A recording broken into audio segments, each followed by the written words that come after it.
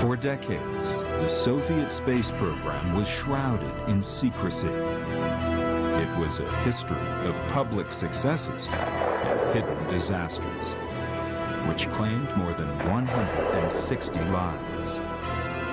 It wasn't until the end of the Cold War and the collapse of the Soviet Union in 1991 that the secret history of Soviet space disasters was finally revealed. The Soviet mission to dominate space would ultimately become nothing more than a dusty dream. But during the 1960s, two space programs are in full gear with the moon as their goal. Each superpower desperately wants to be the first to put a man on the moon. To put their cosmonauts on the moon, Russia needs a rocket big enough to get them there. The N-1 was a super rocket, counterpart to American Saturn, to launch Soviet counterpart to Apollo to the moon. By the late 1960s, the Saturn V has proven itself as NASA's workhorse. By early 1969, the Soviets are preparing to launch the N-1. Unlike the Saturn, it is top secret.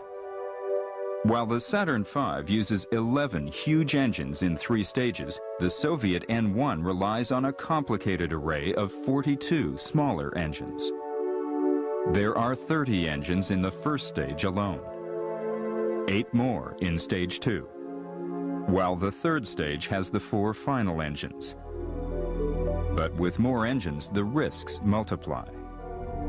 There's 3 huge stages and 30 engines in the first stage, all built by a manufacturer that was not particularly experienced in building rockets. It was an aircraft engine builder. It was horribly complicated. The gigantic takeoff pad is readied as the launch date for the Mammoth rocket draws near.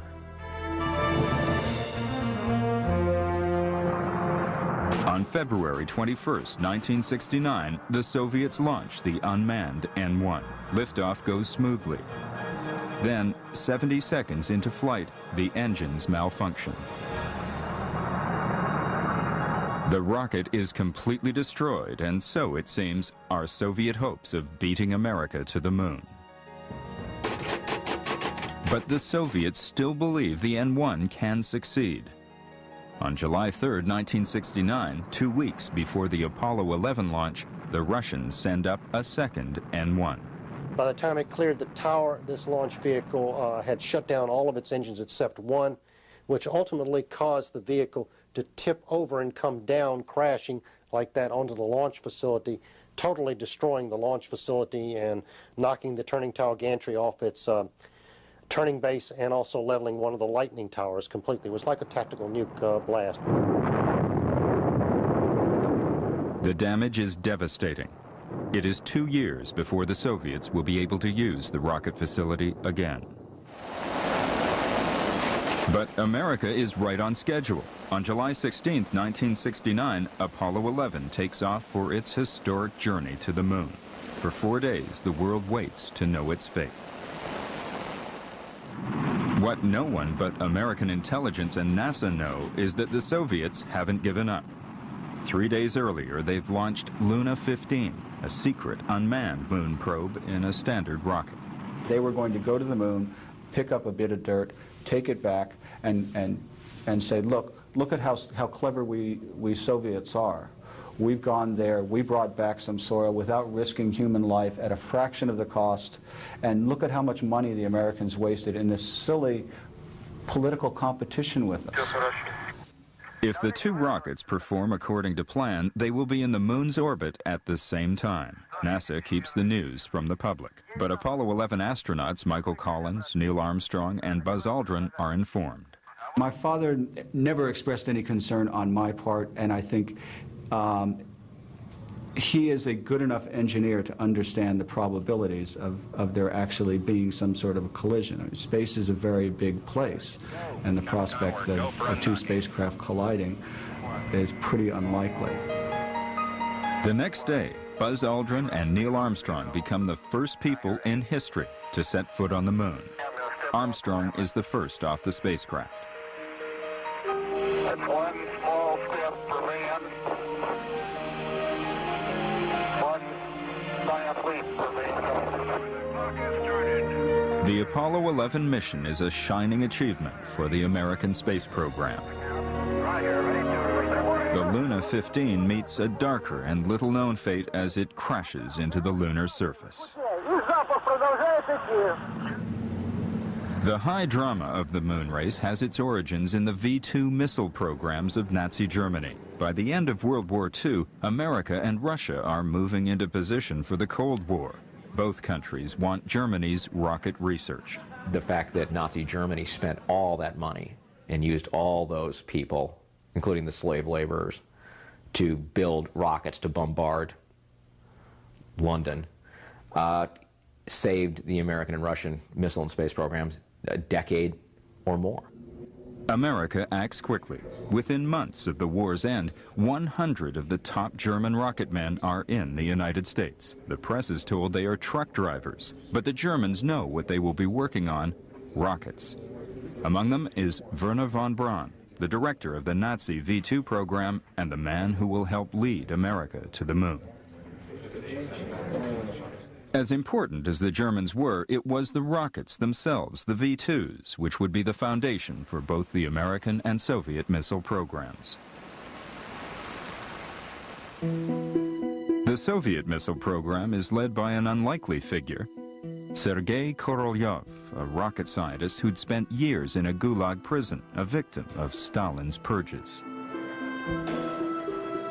In those days, it was necessary for just one of your colleagues to say you were disloyal. And a colleague, we think, made the claim that he wasn't working seriously on the rockets that were for the military defense program, but had these fantasies about space. In any case, Korolyov gets arrested, sent to the Gulag, almost dies, works in the gold mines, was there for, it's not clear how long, maybe as long as a year. Korolyov is rescued because of his mathematical education, aeronautical knowledge, and personal connections, but mostly because the Soviet military needs him to design planes. Out of prison, one of Korolyov's jobs in the 1950s is to counter the threat of America's Strategic Air Command. America's huge bomber fleet is armed with nuclear warheads and on call 24 hours a day. To the Soviets, it's like a dagger pointed at their throat. By 1957, Korolyov is ready to test his own creation, the R-7 Intercontinental Ballistic Missile, or ICBM. Korolyov's R-7 has 4 strap-on boosters that can power it into interplanetary altitudes and then explode it into American soil. The R-7 is revolutionary, the first missile that can deliver a nuclear warhead from one continent to another. But Korolyov's new engine design is not yet dependable. Meanwhile, a world away in New Mexico, America is having its own struggles with its modified V-2.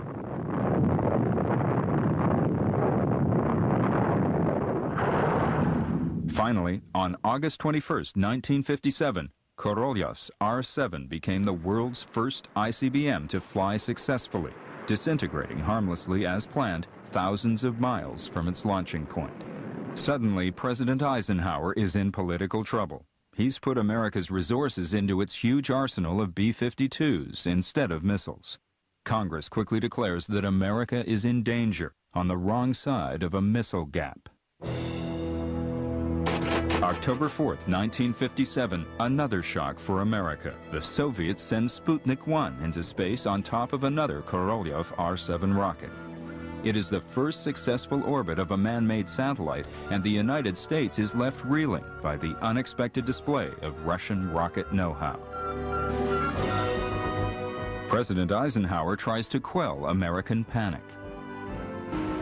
Our satellite program has never been conducted as a race with other nations. I consider our country's satellite program to be well designed and properly scheduled to achieve the scientific purposes for which it was initiated. Just 4 weeks after Sputnik 1's success, the Soviets launch Sputnik 2, this time with a passenger. a dog named Laika, meaning barker. Laika survives for several days in space. Sputnik 2 is another impressive success for the Soviet Union. This is a country that had been marched on, stomped on, and had a long, decades of feudalism. And suddenly, in the 50s and 60s, they're being told, you are the best, and Exhibit A is our space program, which is the best in the world. This was the first time that the Russian people had ever believed that they were a superpower.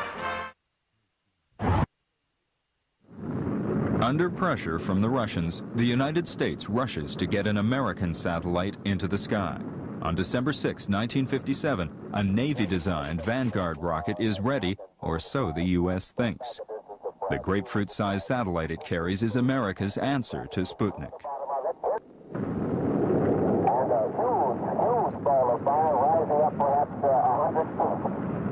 It's a humiliating failure for the United States.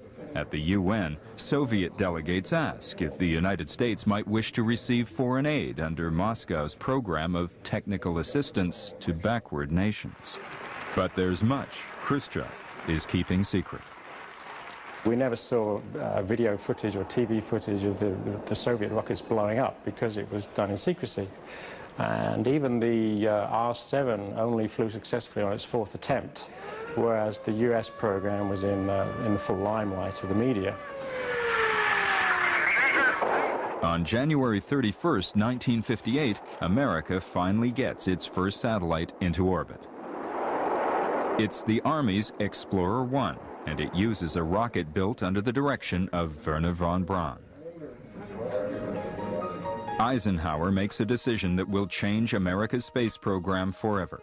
He unifies all research into one department. In October of 1958, a new National Aeronautics and Space Administration, NASA, takes over the job. NASA's first step is to choose 7 pilots who will be America's first men in space. To the country, they are more than astronauts. They are a nation's hope to restore its technological self-esteem. We went for military test pilots who were all in their 30s. In fact, John Glenn was 40, who had degrees or a lot of experience in engineering, whereas the Russians got a bunch of younger men who were not remotely well educated by the Mercury standards. They didn't need to be very experienced, they just sort of needed to be healthy and trainable. Sergei Korolev, seen here next to his wife, would lead this group into the frontier of space. 6 would become Russia's first cosmonauts. 1 would become Russia's first casualty. These cosmonauts would be the Soviets' answer to NASA's Mercury 7.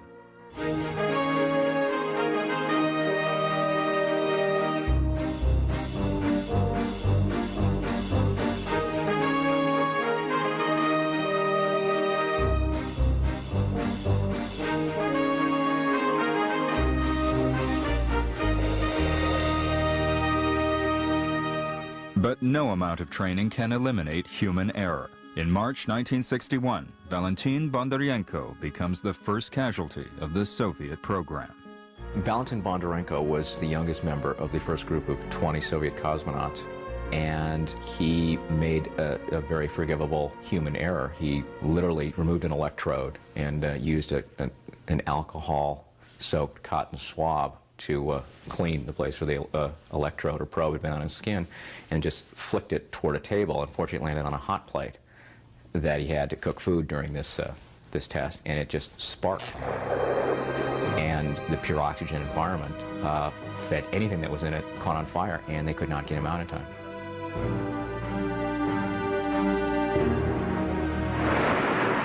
Inside the Soviet missile program, competition between rival divisions is fierce. One key player is Marshal Mitrofan Nedelin, a man of great bravery and even greater arrogance. He is so determined to develop a rocket that can replace Korolev's R-7 as Russia's ICBM that he fuels his new rocket with a volatile mixture so dangerous it's known as devil's venom. Marshal Nedelin wanted to be present at a very close distance. He instructed his team to bring a chair and to place it just next to the rocket. So everyone understood that it was violation of the rules, but he was a big boss. So he was sitting there, and every rocket scientist, every engineer thought, should I stay behind the walls, or should I go to sit next to the marshal? Otherwise, I would be considered as a coward. And dozens of people moved close to Marshal Nedelin. And then, unfortunately, there was a big accident. There was a huge explosion, and everyone, including Marshal Nedelin, was killed. The fire burns for hours, fed by millions of pounds of kerosene and liquid oxygen. Those not burned outright by the flames are splashed with the corrosive acids of the rocket fuel. Few escape. In all, more than 150 people die in the gruesome accident. The Soviet ICBM program is set back by the disaster. But Korolev continues to forge ahead with his plans to send a cosmonaut into orbit. His answer to NASA's Mercury is the Vostok, a huge craft that weighs nearly 5 tons. NASA is just as determined. They plan to jump ahead of the Soviets by putting an American into space in May 1961.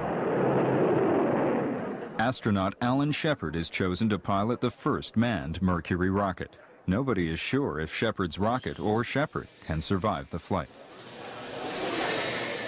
But the Soviets surprised NASA. At the last minute, they announced that they will launch a man into orbit on April 12, 1961, 1 full month before NASA's launch. The cosmonaut chosen is Yuri Gagarin, handpicked by Sergei Korolev. He liked the idea that Gagarin was a simple son of a peasant family, big smile on his face. And I think the reaction was really very, very chemical, you know, personal. On April 12th, the 27-year-old Yuri Gagarin sets out to make history. A Vostok capsule powered by Korolev's R-7 rocket is the vehicle that will take the first man into orbit around the Earth.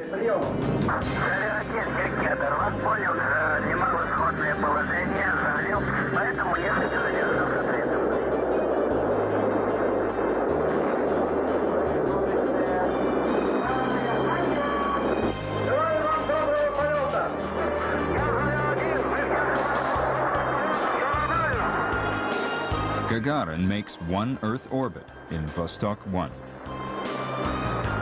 The flight goes flawlessly.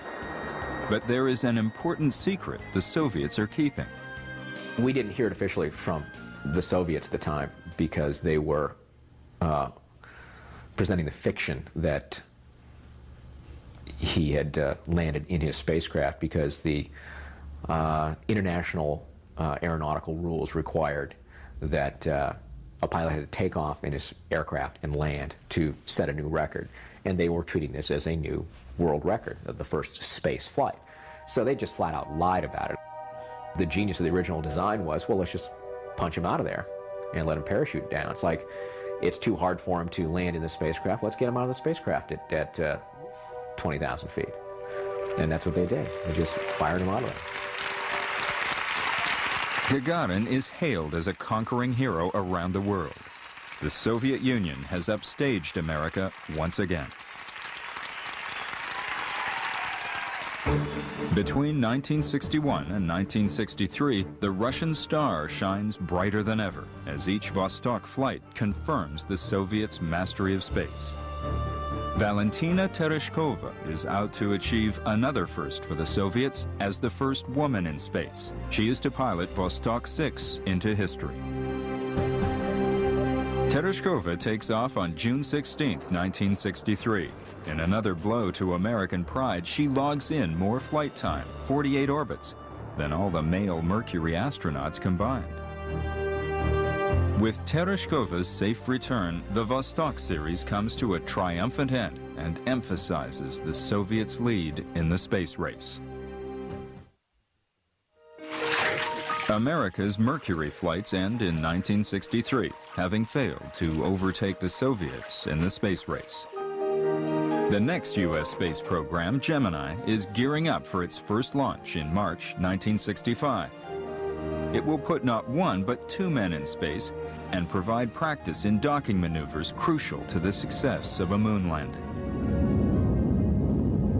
The Russians feel pressured by Gemini.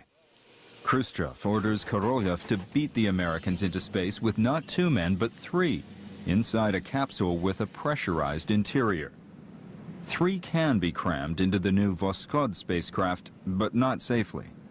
There were three cosmonauts sent up in a Voskhod capsule, which was basically just a modified Vostok. And now the Vostok should only carry one person. To squeeze three people in, it meant you had to take away their pressure suits.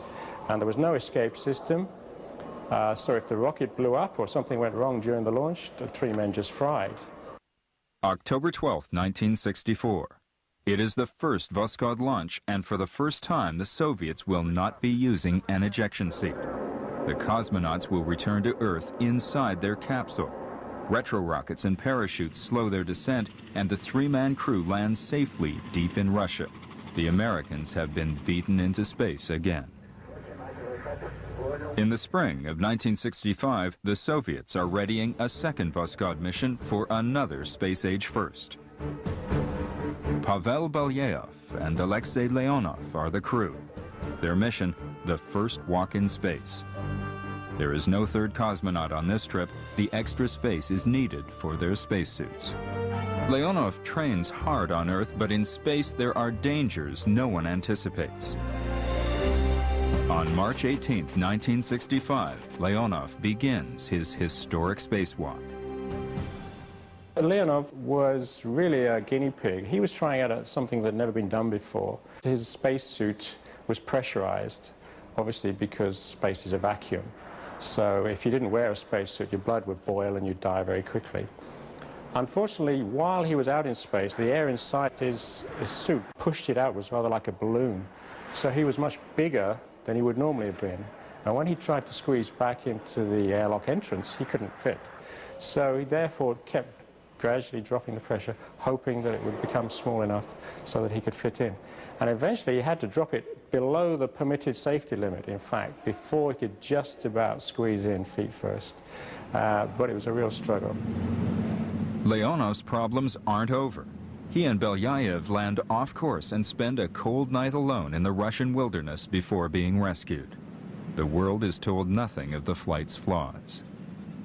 For Korolev, the mission is another success and the last of the Voskhod series. He can concentrate now on the spaceship that will take his cosmonauts to the moon, the Soyuz. The Soyuz has been in development since Sputnik, nearly 7 years. The huge spacecraft weighs almost 7.5 tons, 1.5 times the mass of its predecessor, the Voskhod. However, the first Soyuz manned flight is still 2 years off. Gemini 12, Gemini 12. The Americans, meanwhile, continue flying Gemini missions. Between 1965 and 1966, Gemini amasses almost 1,000 hours in space. The Russians' Voskhod only 26. America has caught up in the space race. The testing of Korolev's Soyuz spacecraft moves forward under pressure from the Soviet leadership.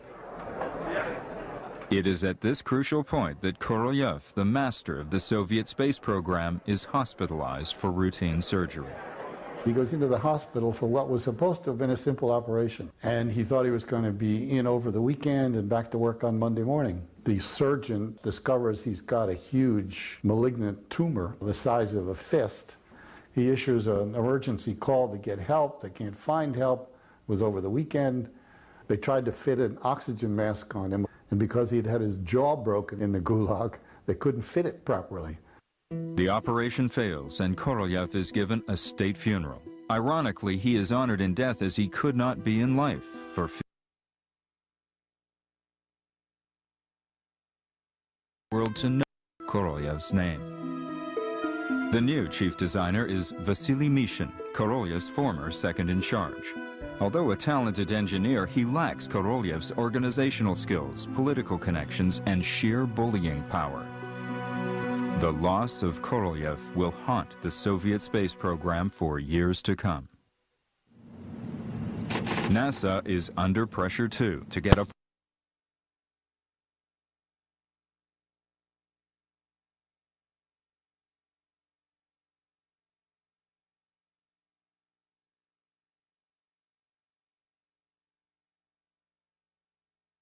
in 7. On January 27, 1967, during a routine training mission in the Apollo 1 command module, a fire breaks out. It quickly flares out of control in the oxygen-rich atmosphere inside the capsule. Within 16 seconds, the 3 astronauts are dead. The disaster is horrifyingly predictable and preventable. The cause? Bad wires, faulty installation, and poor quality control in a spacecraft packed with flammable materials. The Apollo disaster might have been avoided had the Soviets told the truth about Valentin Bondarenko's death in 1961. That too involved a fire in an oxygen-rich atmosphere. It will be 2 years before NASA's next manned flight. The American disaster provides the Soviets with an irresistible opportunity to retake the lead in the space race. They rushed the Soyuz into readiness for a launch in the spring of 1967. Cosmonaut Vladimir Komarov is scheduled to pilot the new Soyuz spacecraft. It was clear that the administration to be along with another Soyuz, in which there would be a rendezvous, if not a docking maneuver, and this was all going to happen at the 40th anniversary of the glorious October Socialist Revolution. Soyuz engineers ask Brezhnev for more time to perfect Soyuz 1, but Brezhnev refuses. They must launch on time. It seems likely that the Soyuz 1 was a fundamentally flawed spacecraft, and that the cosmonauts, the designers, those people that really understood the program, believed that they were likely to have a very big problem with it. On April 23, 1967, Soyuz 1, with cosmonaut Vladimir Komarov, is launched. The mission gets off to an ominous start. Soyuz 1 unfortunately lost a solar panel and therefore didn't have enough power to stay up long enough for Soyuz 2 to come and rendezvous with it. So they decided to take Komarov back down again.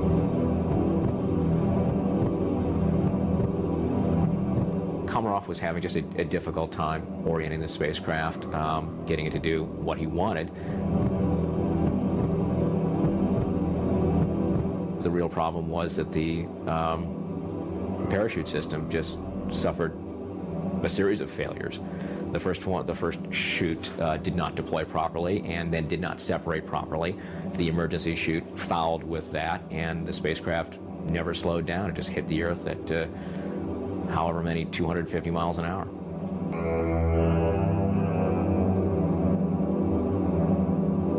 Komarov has no chance. The crash is so thunderous, recovery teams cannot even distinguish human remains from the wreckage.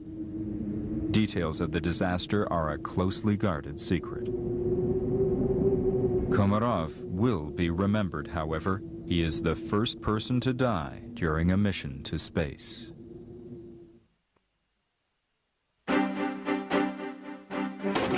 By 1968, America's Apollo program is back on track after the Apollo 1 disaster. That same year, the Russians struggle to iron out the problems of Soyuz. And the Soviets do just that.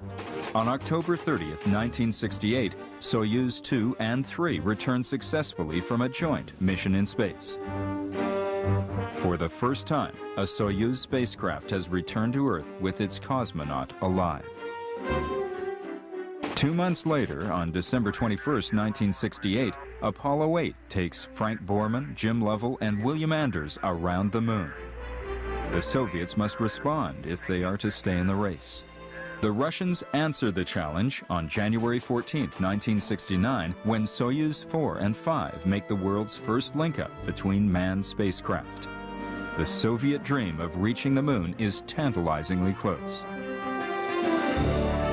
But to get there, they need the massive N-1 rocket. It is the only Soviet rocket powerful enough to reach the moon. First envisaged by Korolev in 1961, the N-1 is finally ready for its first test launch 8 years later. On February 21st, 1969, the N-1 finally takes off. It performs beautifully for approximately 70 seconds. With the N-1 disaster, the Soviets lose all hope of winning the moon race. But they still have hopes the N-1 will get there before the end of the decade. 5 months later, they launch another N-1. And the Soviet dream of reaching the moon goes up in flames. Forward. 60 seconds. On July 20th, 1969, the race to the moon ends in triumph for America. The mysterious surface that has fascinated humanity for so long finally is conquered. That's one small step for man, one giant leap for mankind.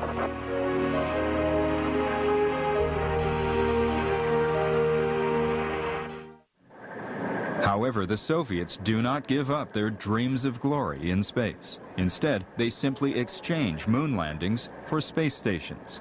The construction of the Salyut space stations during the 1970s becomes the burning focus of the Soviet space program. The first of Russia's space stations is the Salyut-1. This Soviet animation shows that Salyut-1 has 4 cylinders of differing diameters and lengths. 3 of them are pressurized. The 4th, which houses the propulsion unit, is open to space. The Soviets plan to launch the Salyut space station unmanned. Later, a 3-man crew flying separately aboard a spacecraft will dock with the station. In April 1971, the world's first space station is successfully put into orbit.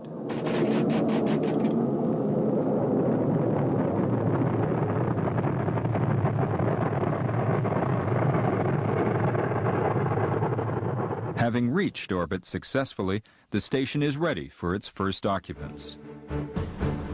Vladislav Volkov, Georgy Dobrovolsky, and Viktor Patsayev will be the Salyut-1's first visitors. In order for all 3 to fit into the Soyuz 11, they must leave behind their pressurized suits. The Soviets have been sending cosmonauts into space this way since Voskhod 1. It's a big risk, but they're out to make history. On June 6, 1971, the 3 cosmonauts are launched in Soyuz 11 from the Baikonur Cosmodrome.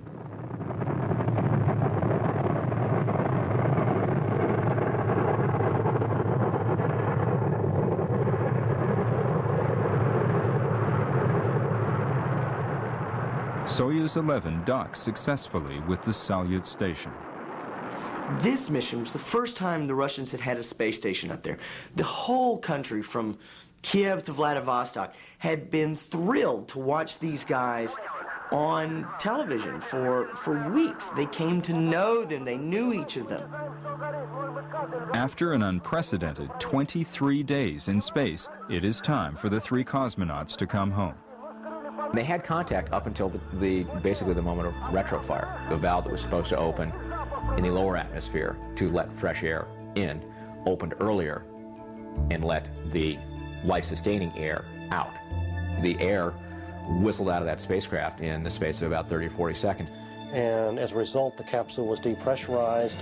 Patsayev actually got out of his seat and recognized what the problem was, but was unable to close it fast enough. And when the rescue crews came to open up the capsule, they wondered why everything was so quiet. There were no radio communications going on. And they found these 3 men just strapped in their seats, just lying there. The cosmonauts cannot be revived. Without pressure suits, their blood has literally boiled.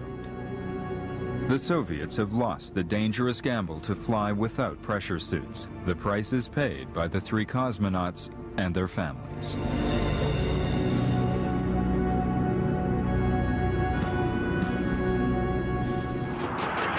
The Soviets would startle the world by agreeing to a joint mission in space with the United States. For the U.S., it would be the last of the historic Apollo missions.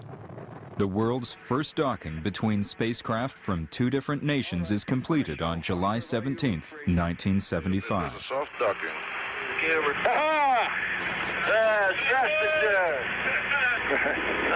Okay, turn on the camera. Hit the remote. Glad to see you. Here. The hostility between the superpowers that has cost so many lives and so much money is dissolved in the goodwill of the moment.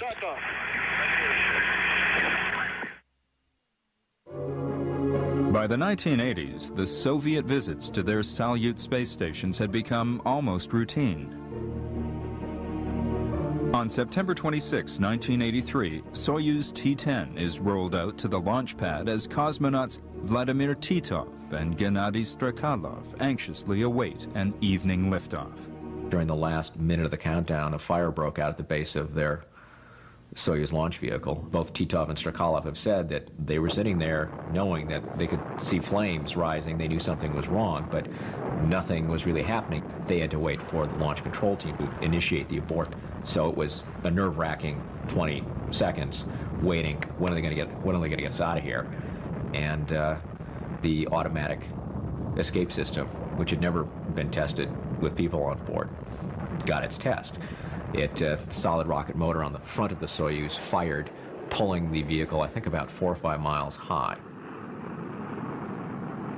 Cosmonauts Titov and Strakhalov have come within moments of a fiery death. While both will fly again on later successful Soyuz missions, this aborted launch is never officially recognized. As the 1980s continue, so does NASA's new space shuttle as it replaces the old Saturn V workhorse. For the first time in 6 years, Americans are going into space. 3, 2, 1, 0.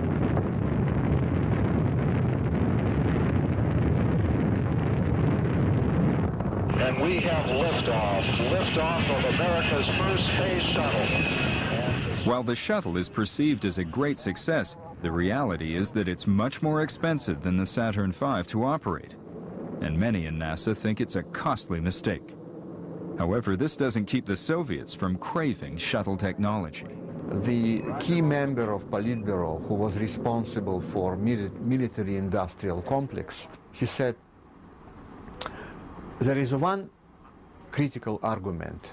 Americans are doing it. You think they are stupid? They are very pragmatic, and if they are doing it, it means that they know something else. Let's follow their example.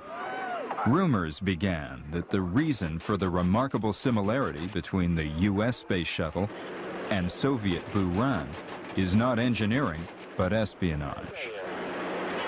I've seen their Buran, which is the title they use for their shuttle, and it does look very much like our shuttle. I suspect that they probably had drawings and they were never classified. I don't think they would have been very hard to get. I would be hard-pressed to say they stole them. In fact, if they wrote in, we might have sent them to them. I think they have very capable engineers who could develop a system like that, but I don't think they did. I believe it was designed independently, and even if its shape looks familiar, you know, the shape is dictated by aerodynamics. The Soviet shuttle flew once. Now it's in a city park in Moscow. It's in Gorky Park. Basically, they ran out of money. I mean, at a time where in 1990 their budget started going steeply down, the Buran was just eating up a lot of money. And so, as a result, it's sitting in a park right now. Soviet resources go instead to their third-generation space station. It's called Mir, meaning peace. On February 20th, 1986, Mir is successfully launched. Mir has 6 docking ports, which allow unmanned scientific modules to dock with the station. It's remarkably flexible. Modules can return to Earth when their missions are complete to be replaced by new modules carrying different experiments. While the Russians were able to fund the initial construction of Mir, the cosmonauts have had to resort to some unusual capitalist antics to keep it afloat. The Russian cosmonauts these days have a really difficult and ironic job. They're asked to do an increasing number of kind of really cheap things like milk commercials and things, and they hate it. They hate it. And you can understand that. They're cosmonauts. They shouldn't have to do milk commercials. Discovery, a magnificent picture, Mir crossing the horizon. Mir was meant to last only 5 years. It is now approaching its 13th birthday and is fighting the American perception that it's outdated equipment ready for the cosmic junkyard. Certainly a lot of things broke. The Soviets, or the Russians now, have demonstrated that they can improvise when problems come up. Now, often they do it in ways that makes us very nervous. And the risk they take is quite often more than we would like to take. When something goes wrong up there, ever since 1971, they have to fix it up there. And that's given them an expertise in kind of seat-of-the-pants repairs that the Americans have only read about in books. And it's the one thing that, as people in NASA are kind of sniping and making snide comments about how the Russian program is falling apart, it's the one thing that we really realize the Russians have over us, is that type of experience. In the 1990s, the strengths of both the Russian and American space programs would finally come together. By May 2001, the two nations, along with 14 other countries, would complete the world's first international space station. The Soviet space program led the race to the moon from 1957 to 1967. But due to the program's setbacks, the technological advancements of the United States ultimately prevailed. But despite the bitter Cold War, the universal quest for knowledge endured. Today, global cooperation in space is a reality. If you thought today's shootouts were excessive, then you don't know history. In the Wild West, the whole town would join in. A free-for-all shoot-'em-up. Grittier and more gruesome than the movies. Check out the real firefights in the Wild West on Shootout, tonight at 9 on the History Channel.